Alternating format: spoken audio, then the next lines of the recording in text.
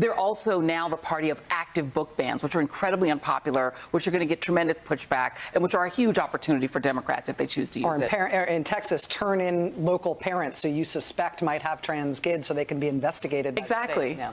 Let's bring into the conversation now New York Democratic Congresswoman Alexandria Ocasio-Cortez, who knows something about right-wing misconstrual and out-of-context taking of comments. Congresswoman, it's great to see you. Thanks for making time to be here tonight. Of course. What was your reaction to what the president laid out tonight, both domestically and in terms of the crisis abroad? How did you like what you heard?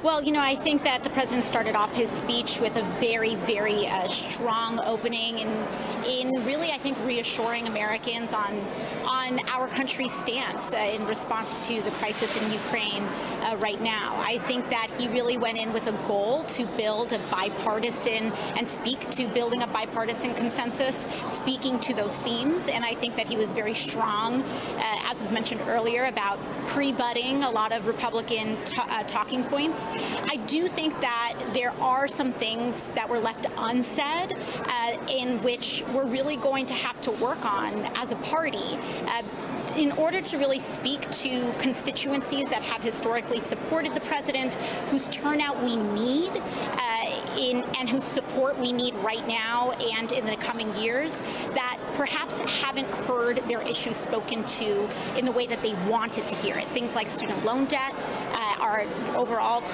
larger themes and crises in education, as well as the piece on immigration was really just glossed over. And we have over 10, anywhere between 10 to 13 million immigrants in this country that feel desperate for a path to citizenship. We heard, some speaking to dreamers, but dreamers want their families to be able to stay. They don't want to be separated from their parents either. So I think there are some themes that left a little bit to be desired for key constituencies in the Democratic base, but the president's goal was very clear. He was laser focused on really projecting a theme of unity, and I think he stuck to that.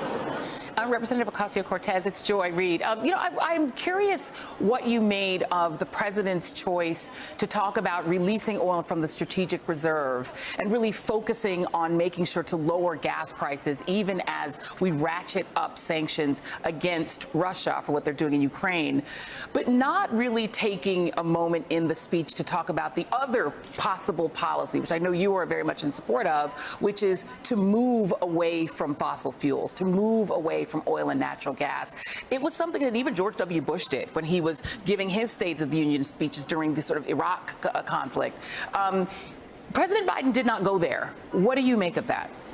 I think that it definitely was a lost opportunity because the entire country does support. There is profound bipartisan support to a long-term shift away from fossil fuels. The vast majority of Americans do support ending fossil fuel subsidies, for example. And not only that, but the opportunities to build wind and solar out, as well as many other forms of clean energy, has the potential to create millions of union jobs in the United States. When we talk about releasing strategic reserves, these are short-term solutions in order to prevent price shocks. But at the end of the day, if we are really building out infrastructure or only speaking to ways in which we are going to be increasingly reliant on fossil fuels, we're only going to, I think, contribute to increased volatility in the future. What's happening right now, Russia is very, very much reliant on the rest of the world buying its oil. We are releasing oil reserves right now in order to ease that, but we shouldn't be reliant on fossil fuels to begin with, and that would really solve a lot of these issues. So, I think that there's a lot more to be desired there. EVs, while they are great, they are not the main form of transit for millions of people who live in urban or urban-adjacent areas in the United States. And so we need to hear more about our transition to clean energy beyond just, weatherizing our windows, which is incredibly important, and EVs. But we really need to hear more, I think, about mass transit, trains, high-speed rail, and renewable energy. Congresswoman Ocasio-Cortez, one of the things that you were just talking about in terms of the president's treatment of the issue of immigration, talking to immigrants, talking about dreamers, for example, I wanted to get your take on something that we know is coming, which is the massive refugee crisis that we are about to see in Europe that is caused by the Russian attack on Ukraine. So far, authorities say there's already 2/3 of a million people who have been displaced. We will likely see millions of people displaced. And not just in our country, but around the world. We have seen refugees and immigrants not just scapegoated, but demonized in a way that tends to cross over into all sorts of politics. Now that we know a huge new migration is going to start because of that war, do you have caution or words of advice or lessons learned for your own party, for American politics generally, in terms of how to be smarter about those politics, about the inevitable demonization of those victimized people?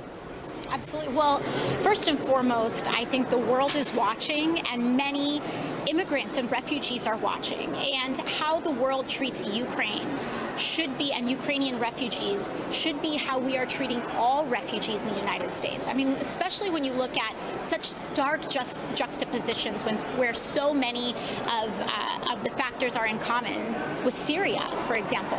The way the world treated Syrian refugees versus the way that the world is greeting Ukrainian refugees is a very stark contrast. And I think that the way that we are looking at immediate granting of TPS to Ukrainian refugees, which is what we need to be doing, as well as many others, is something that we really need to keep in mind. Because I do believe that, for example, the thousands of people who tried to seek legal refuge on our southern border, how Haitian refugees have been treated by the United States, not just in past administrations, but frankly this one, is not right. And we really need to make sure that when we talk about accepting refugees, that we are meaning it for everybody, no matter where you come from. But I do believe that this also presents a profound opportunity because of the amount of extraordinary support for Ukraine and Ukrainian refugees.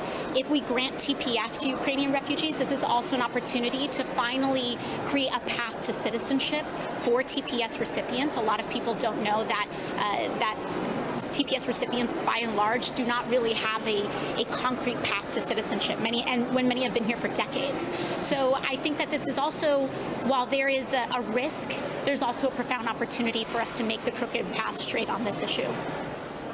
New York Congresswoman Alexandria Ocasio-Cortez, thank you so much for your time tonight. I know this is like kind of Christmas and birthday and everything all wrapped up in one in Washington, and we appreciate you making time. Thank you. Thank you very much.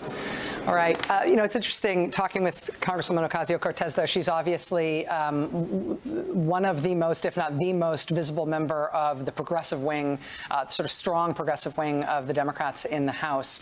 Seeing the chair of the Congressional Progressive Caucus, Pramila Jayapal, after President Biden's speech finished up, seeing her being the first person on the floor of the chamber today to actually not just talk to the president, but give him a hug, is a reminder about how much the progressives are expecting from this administration and from this president. It is 11 o'clock now here on the East Coast. President Biden has wrapped up his State of the Union address.